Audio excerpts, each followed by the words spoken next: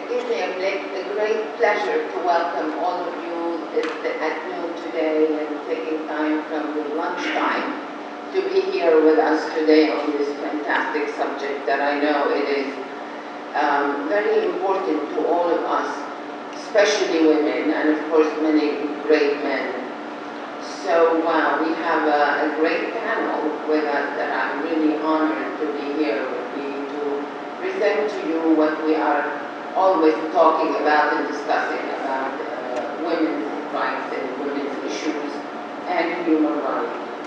Our panel is very distinguished, very high level, and they will share with you whatever information they wish to share with you, but also maybe we will have some time to have question and answers since we already started a bit late because of the previous panel that was here before. So again, I welcome all of you, and now I will pass it to Judge Surratt Catherine. She will say a few words and then. Good afternoon, everyone. I have the distinct pleasure to tell you a little bit about our primary organizer, Sally Salwa Taylor, because she's just a dynamic, amazing woman who has pulled this event together. Mrs. Taylor is the president and founder of the United States Federation of Middle East Peace, a nonprofit organization promoting the United Nations principles and commitment to human rights and international peace and justice. She served as an ambassador and auxiliary board member of the CIS, specifically supporting the virtual global task force, which was the first ever international operational law enforcement task force to protect children worldwide over the internet. She is the chairman of the Intergovernmental International Organization for Justice, Peace, and Security, and founder and president of the Sam Taylor Memorial Foundation for the Conquest of MRSA. Mrs. Taylor is also a world-renowned public speaker on women's he had served prior to being at the United Nations here in Geneva as well. And he's very, very active, and again, I'm privileged to call him our good friend. His wife is an amazing woman. This is why he also promotes women's rights. She is lovely, and we are together in other organizations, and she's very, very active. Beautiful daughters.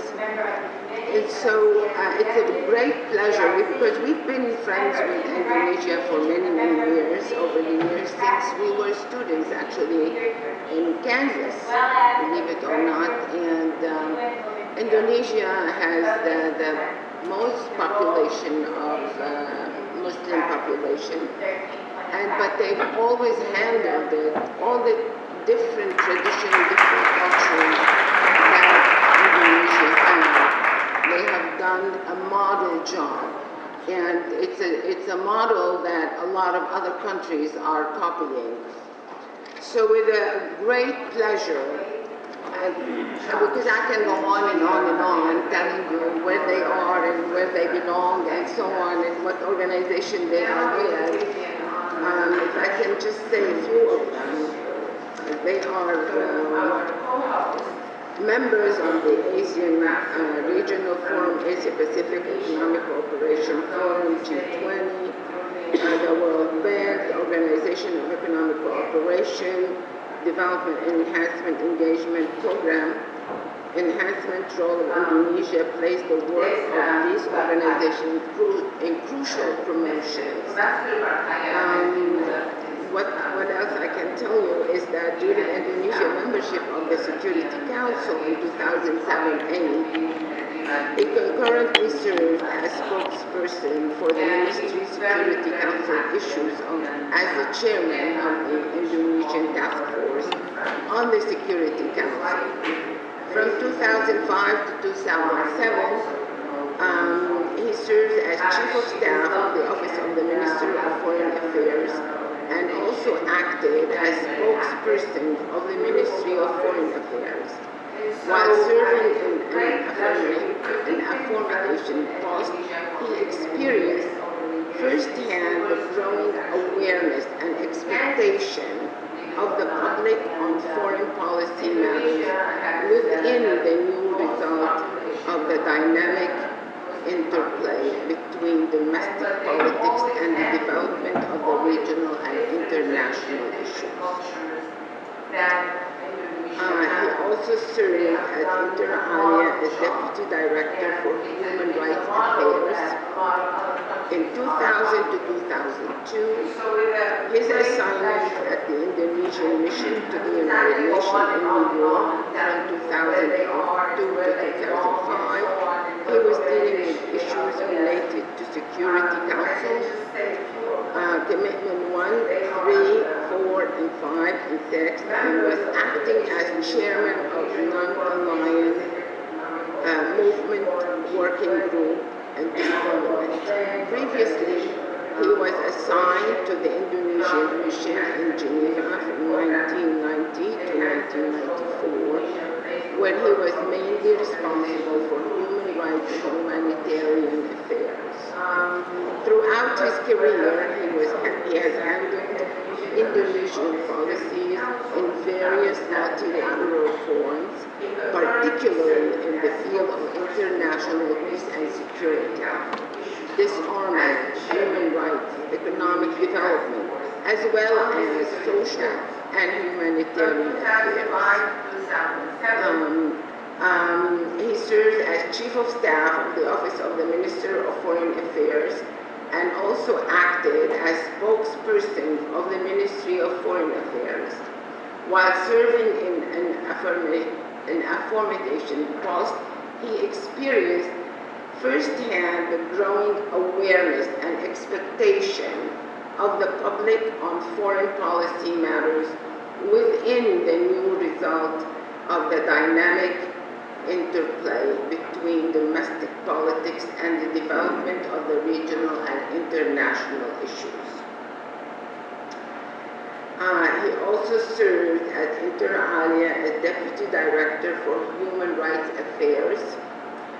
In 2000 to 2002, his assignment at the Indonesian Mission to the United Nations in New York from 2002 to 2005, he was dealing with issues related to Security Council, Commitment 1, 3, 4, and 5, and 6, and was acting as chairman of Non-Aligned Movement Working Group and Disarmament. Previously, he was assigned to the Indonesian Mission in Geneva from 1990 to 1994, where he was mainly responsible for human rights and humanitarian affairs. Throughout his career, he has handled Indonesian policies in various multilateral forums, particularly in the field of international peace and security, disarmament, human rights, economic development, as well as social and humanitarian affairs. And he also obtained a doctorate in philosophy from German University, United Kingdom in 2000, a master's degree in diplomacy from Birmingham University, United Kingdom, 1996, a bachelor degree from the Faculty of the Social and Political Science at the Orlando University. He also obtained a diploma of multilateral negotiation from the Graduate Institute of International Study, Geneva University in Switzerland. How about that? Please give him a big welcome.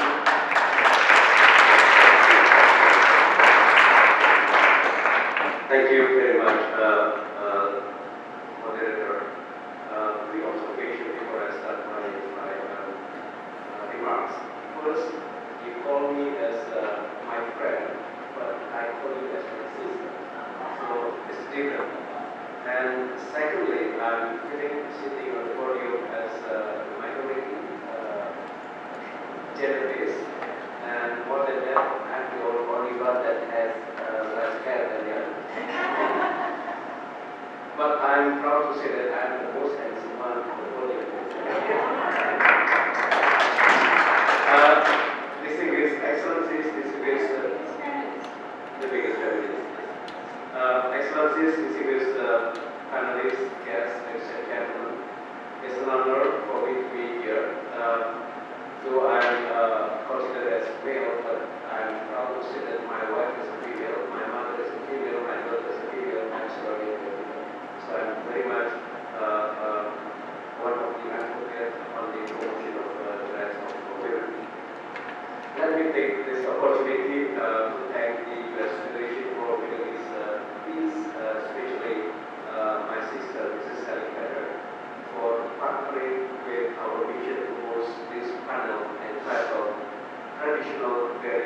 culture, women's human rights. A very interesting subject. I am also deeply thankful to the kind word address to me personally. I think it was and also the our mission.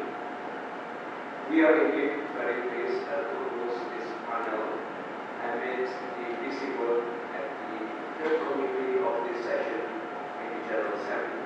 I hold the opinion that the issue we are discussing today is indeed also pertinent to our discussion in the third committee.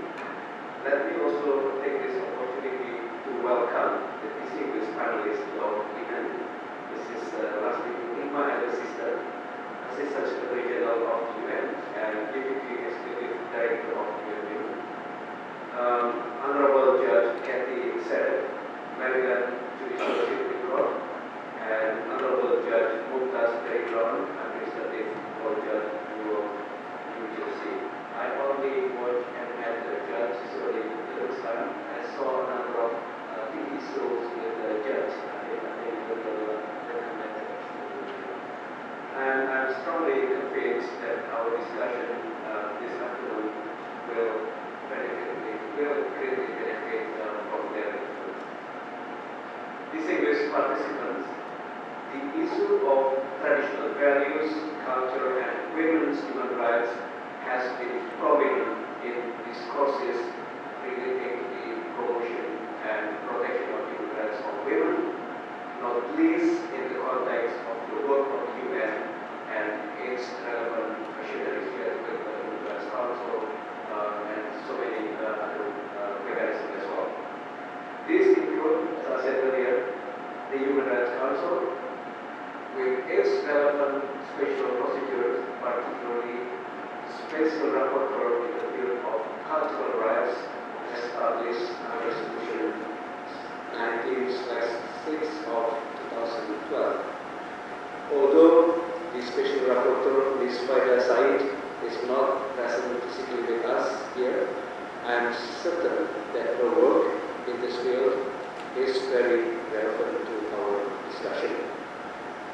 I wish therefore to take the opportunity to acknowledge the useful work of the Special Rapporteur that has been done since 2009, particularly her first annual report, which she presented during the 67th session of the General Assembly, focusing on the enjoyment of cultural rights by women on the basis of equality with men. We also recall her contribution at a similar event on traditional values, culture, religion, women's human rights on the sidelines of the 23rd session of the Human Rights Council in May this year. I wish to concur with her statement in this regard, in which she stressed that the realization of cultural rights of women is pivotal to the realization of their human rights in general, and that the tendency to view culture as largely an impediment to women's human rights is oversimplistic and problematic. We believe that such a position deflects attention from the specific actors, institutions, rules, and regulations that keep women subordinated within patriarchal systems and structures.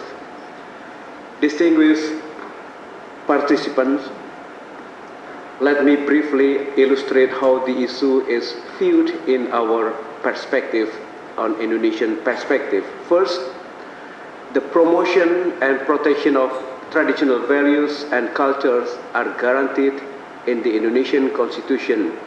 Article 32 stipulates, I quote, "The state must respect and preserve the national and local culture amidst the globalization, and to that effect, protect the freedom for its people to preserve and develop their traditional values, including their respective culture as part of national cultural heritage." End of quote.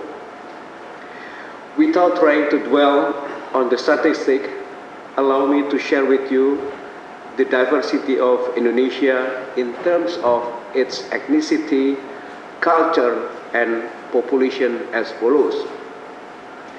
You'll be surprised that Indonesia has more than 17,000 islands.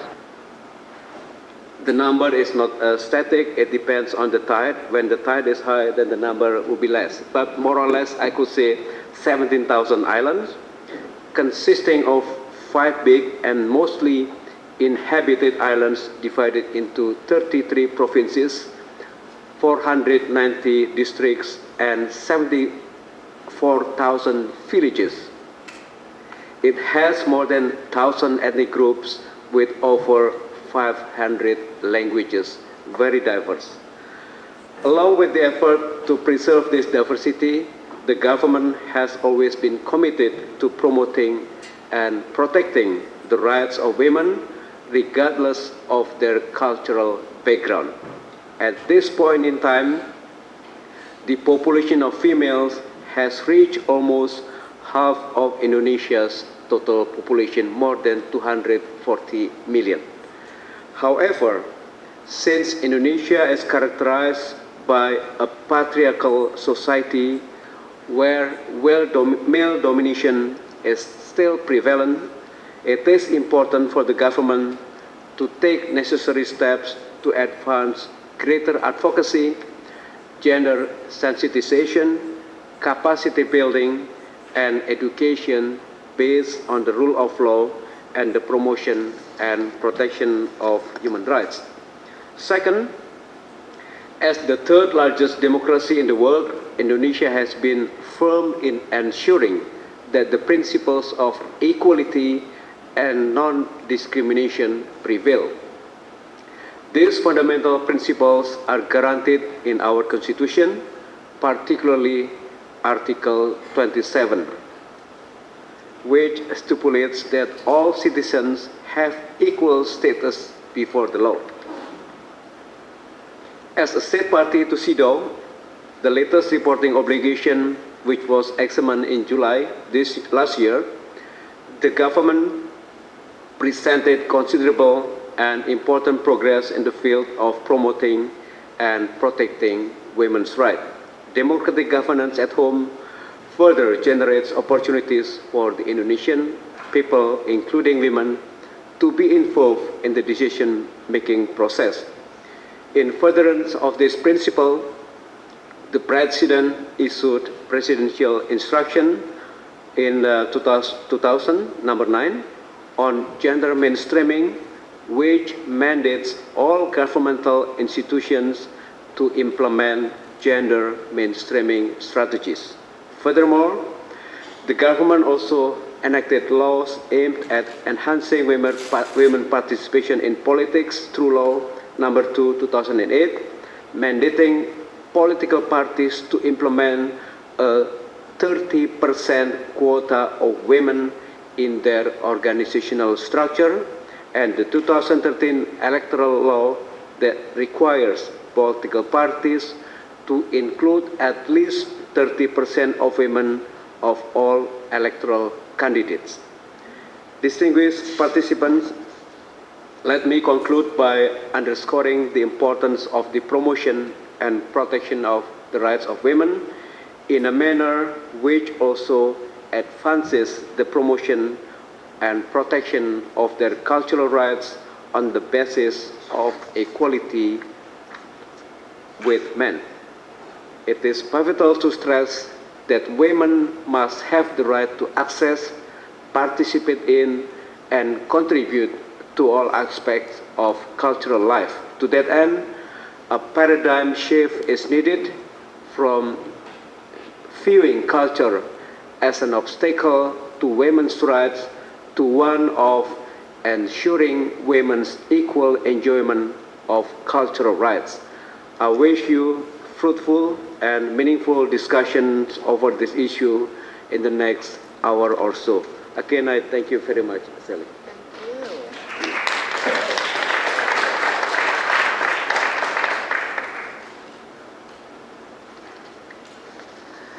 Now it will give me a great pleasure to introduce another wonderful panelist who will, most of us at the UN know, Ms. Lakshmi Puri. She is the Assistant Secretary General of the United Nations and Deputy Executive Director of the UN Women, the United Nations entity for gender equality and the empowerment of women. She is directly responsible for the leadership and management of the Bureau of Intergovernmental Support, United Nations Coordination, and Strategic Partnership. Ms. Puri joined the UN Women in March 2011, shortly after its creation. As a member of the senior leadership team, she actively contributed to the institutional development and consolidation of the entity. Shaping its first strategic plan and positioning it as the leading organization for the promotion of gender equality and women empowerment globally. She steered UN women engagement in major intergovernmental processes. Ms. Puri worked with the UN dates back into 1981, when she was a delegate to the Commission on Human Rights, where she was involved in the negotiation of some key human rights conventions, notably during her posting in Geneva, including as Deputy Permanent Representative. Please welcome with me Ms. Puri.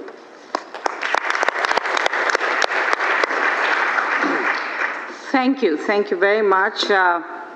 You know, this last 3 weeks or so have been very much by coincidence a week where UN Women and me personally, we have been very much engaged in a discourse on this very important topic of the linkage between women's rights, culture, religion, tradition.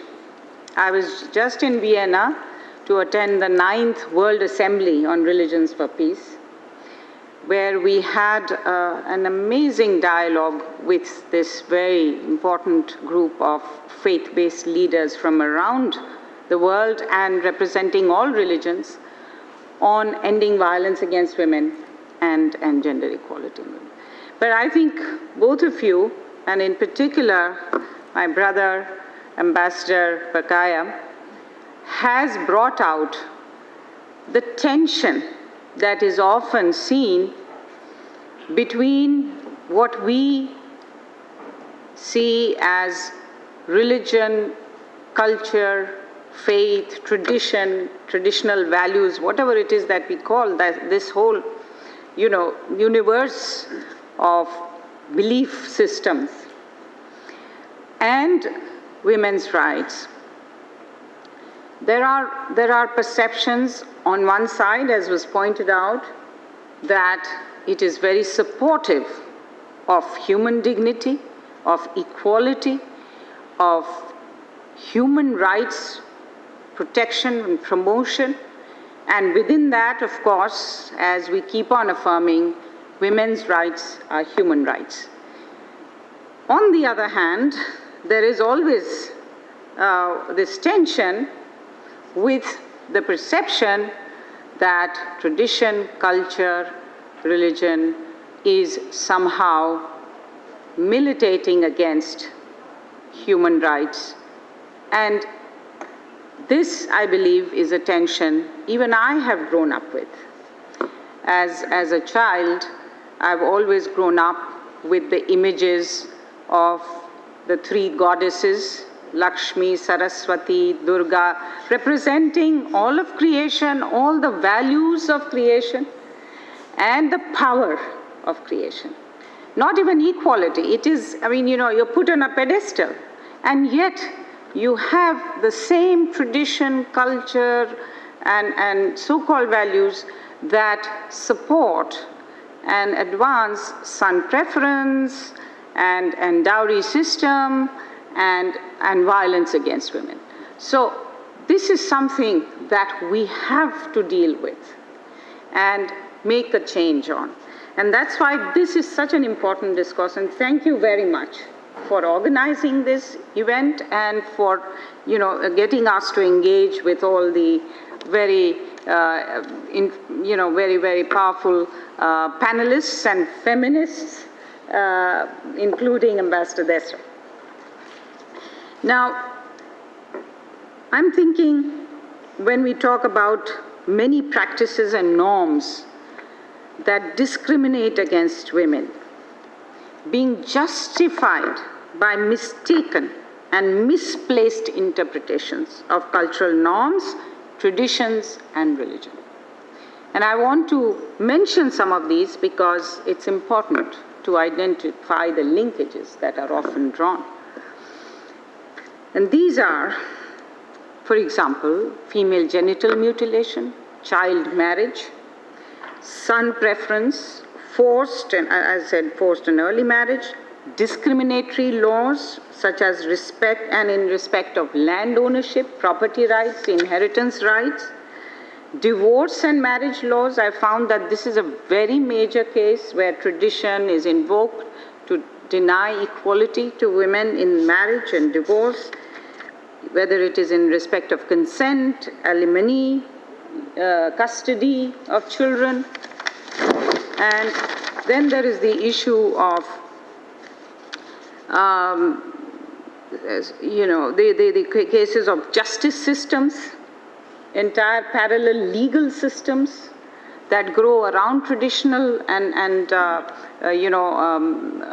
traditional and parallel laws, that you may have at the federal level very progressive laws, but then you have these parallel legal systems, personal laws that are implemented in a discriminatory way and that are discriminatory inherently. And again, drawing on tradition, culture, religion. So this is something, such practices and norms continue to hold back progress for the full realization of women's and girls' human rights, including their sexual and reproductive health, their political participation, which is fundamental. It's about bodily integrity, it's about from that flows a number of other rights, and political participation, their right to education, their right to decent work, their right to combine a reproductive role with a productive role. So, and access to productive assets, all of that is affected by these perceptions and these structures. And I really liked what you said, Master Desra, about the structures, the patriarchal structures, which then flow from this tradition, culture, religion. Institutions, you mentioned, the actors, and which then gives rise to, again, patriarchal politics and society. And then that brings about the need for change, the need for a positive drawing upon tradition, culture, and religion. Because I believe that every religion and culture inherently really is advocating for equality between men and women. And so that is something that I think we should all work to ensure, that faith, tradition should contribute to the promotion, protection, and enjoyment of women's rights. Now, I just wanted to refer to three human rights instruments and women's rights, which also have women's rights elements, to refer to what is the international norm on some of this. So one is, of course, the affirmation in CEDAW and Beijing Platform that no culture, religion, tradition may be invoked to justify any violation of human rights of women or women's rights and violence against women. So that is one. The second is that the Universal Declaration of Human Rights states all human beings, and that includes men and women, are born free and equal in dignity and rights. And then you have UNESCO's Convention on the Protection and Promotion of the Diversity of Cultural Expressions, which says in its Article 2, no one may invoke the provisions of cultural diversity, and you referred to that, Ambassador Desra, in order to infringe human rights and fundamental freedoms as enshrined in the Universal Declaration of Human Rights, or to limit the scope thereof.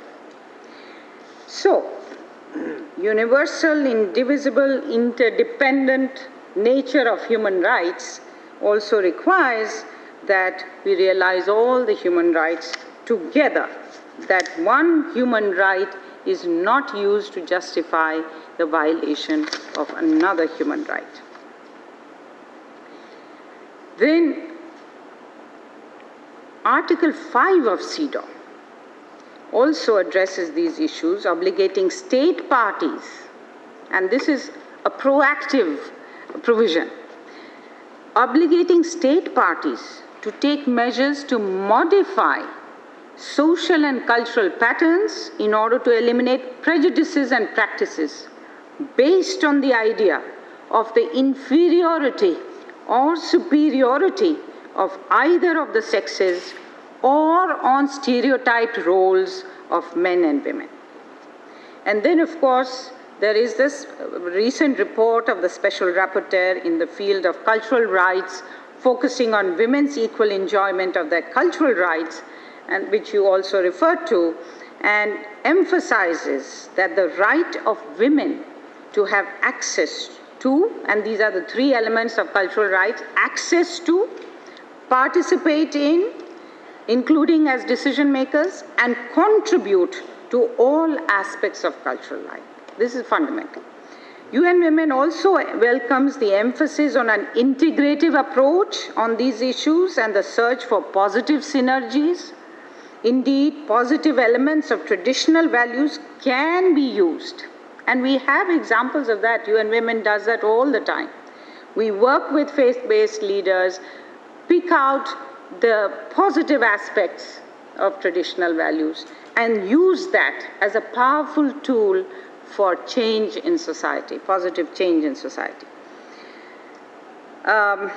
In shaping values, attitudes, opinions, and behaviors. Now, these traditional leaders that we work with, they have large constituencies. And this is what I told the leaders I met in Vienna and, of course, earlier before that here in New York, that you have a very large constituency of women. In fact, perhaps the largest, constituency. And they believe in you.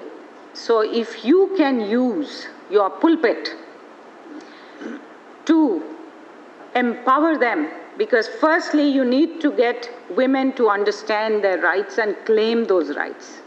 And that is the first thing that we call on faith-based leaders, traditional leaders to do.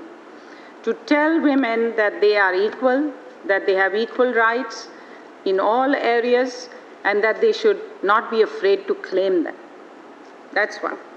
Second, they also have outreach to youth, and they should be increasingly having outreach to youth, not only to the older generation. There is a stereotype that faith-based leaders represent the older generation, but actually they're also very much reaching out to youth, and youth are influenced by them. And youth can be big change makers in the area of gender equality, women's empowerment. So that's the other very important aspect of involving traditional leaders. Traditional leaders are natural, therefore, and necessary partners in advancing our gender equality and women's empowerment objectives. And we work with community and religious leaders in a number of countries. And just very quickly, I will mention some examples. UN Women and the Senegalese Council of Women, for example, have engaged community and religious leaders to dispel the negative perceptions regarding women's participation in politics. Because, laws, like you mentioned in Indonesia, requiring political parties to set aside seats or requiring, constitutional changes, quotas, can only work if women come forward. But if traditional values impede their coming forward, then, the connection will not be made, the change will not happen. So in this case, we have used the traditional leaders to help implement the parity law. And now you have in Senegal 46% representation in parliament. So we have used these leaders to act as key reformers, dispelling the antipathy the law has created. So in Ethiopia, we have worked with traditional and religious leaders on FGM. In Zimbabwe, we have worked on a number of violence issues. In DRC, we are piloting a project to work with traditional leaders to reduce stigmatization and acceptance of women survivors of violence at the community level. In South Sudan, we work with the customary and religious leaders on violence and protection of women from HIV infection. So there are every country around the world, gender stereotypes and gender-based discrimination continue to run deep in the common psyche, and therefore we need to take steps to address this gender inequality and discrimination rooted in harmful norms and practices, often attributed to traditional norms and practices. At the same time, revitalizing positive cultural values that can help promote and protect women's human rights. And men and boys are very important to bring into the fold. And I just want to once again say that we would call on all faith-based leaders, traditional leaders, religious leaders to engage in creating a culture of gender equality and women's empowerment, in adding to that, because culture is not stagnant, it's not static, it's a moving and organic phenomenon, and therefore we have to get as much of the gender equality, women's empowerment quotient to increase in culture as we can, and it must come from a very valuable, very powerful source which tradition, culture, values represent. Thank you.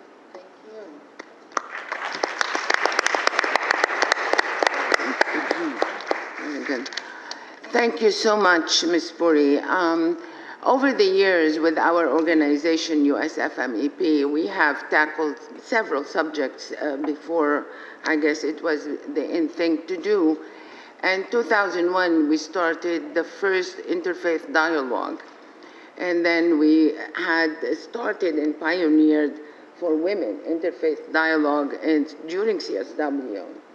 It was Jewish and Christian and Muslim women. And we've helped several every year, also Middle Eastern country, North African country, to get the women's rights, especially family rights. And we used the religion to be able to get to a point where they could not say no. Because as you had mentioned, religion there is no religion that I know of that would allow violence and so on against women. And so people use the tradition and covered up by religion and whatever else they cover it up with. So we've done every year several events to do that, and also with the youth. We've had 2011, it was the International Year of Youth, and we've had panel, they also young men and young women, and they spoke right here at the UN, and we wanted them to say about their religion, the human rights and women's rights and girls' rights, and it was very successful. So it takes all of us to work together and support each other to be able to come to where we're going.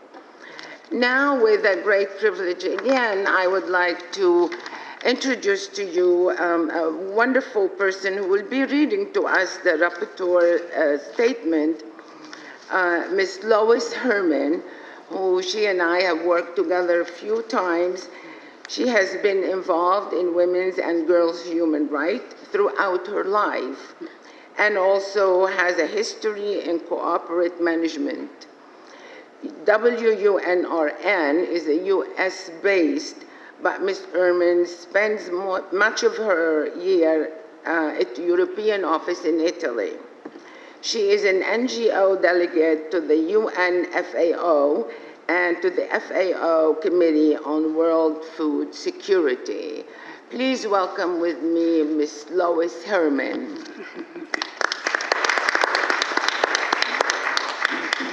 Thank you, Sally. The Women's UN Report Network, known as OneRun, is based on the only UN study on the status of women, religion or belief, and traditions.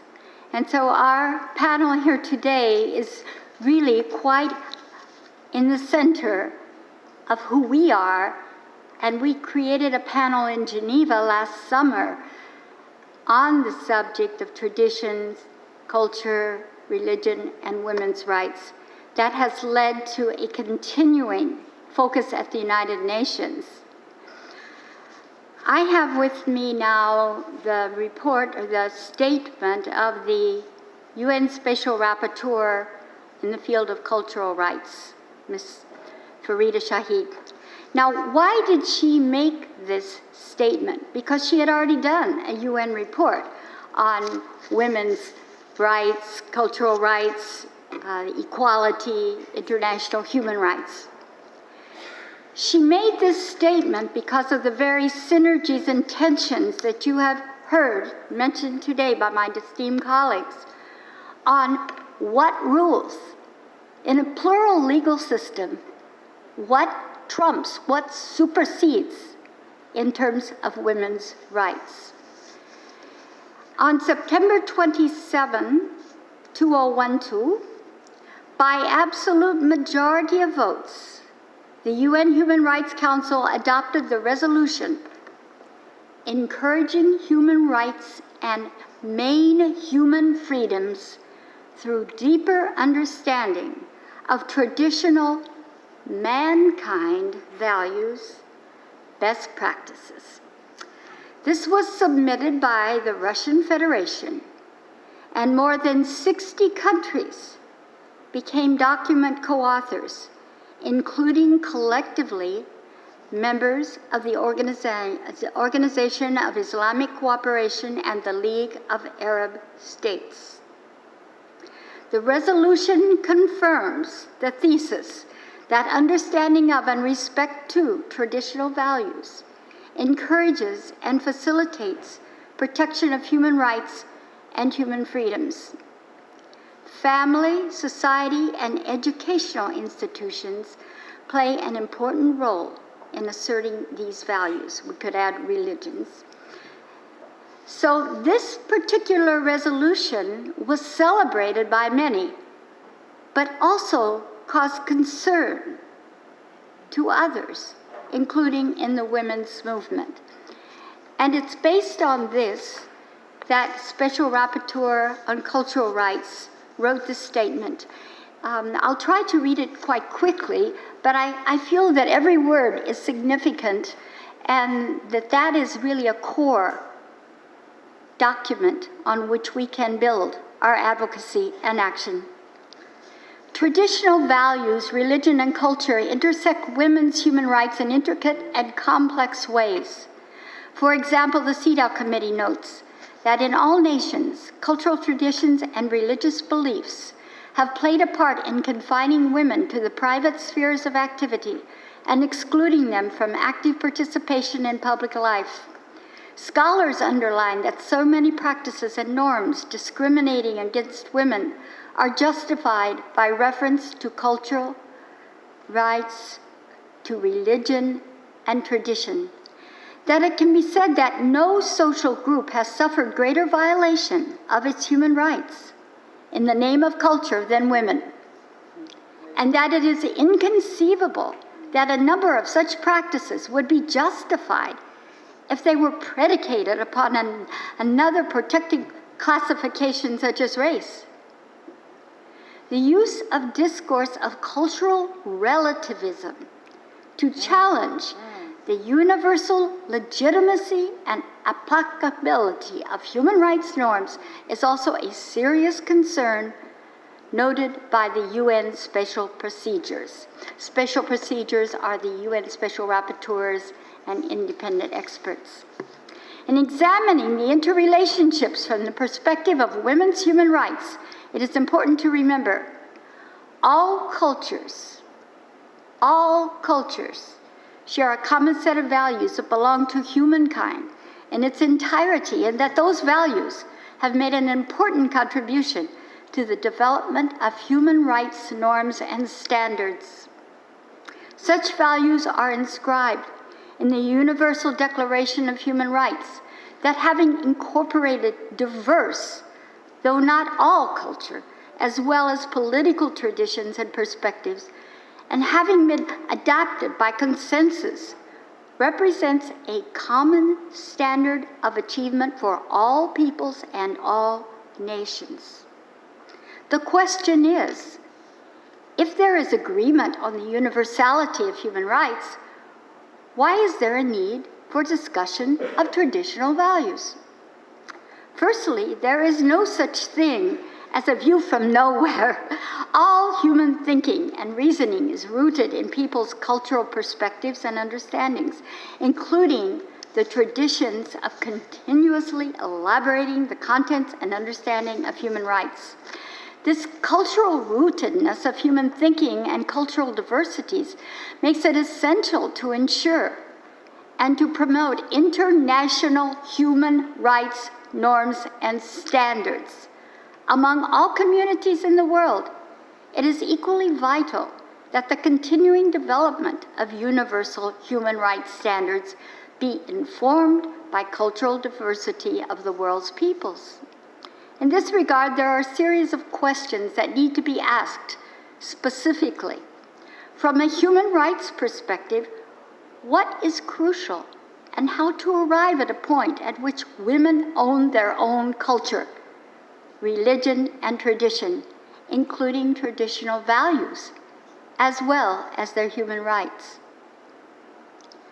To what extent is it possible to have a true definition of culture, of tradition? At present, there is no universally accepted definition or understanding of the root word tradition.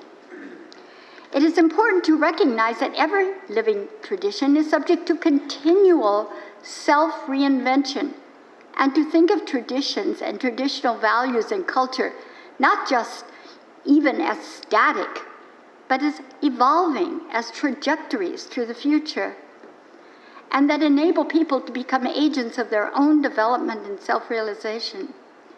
In this perspective, a fundamental question is, who is to define the parameters and contents of traditional values? Viewing culture and attendant beliefs, including customs, tradition, and religious interpretations, demands that we be attentive to the universality of human rights. It is therefore important to unpack the terms tradition and traditional, precisely because of the strong emotive quality and deep resonance tradition has with cultural identity and sense of self.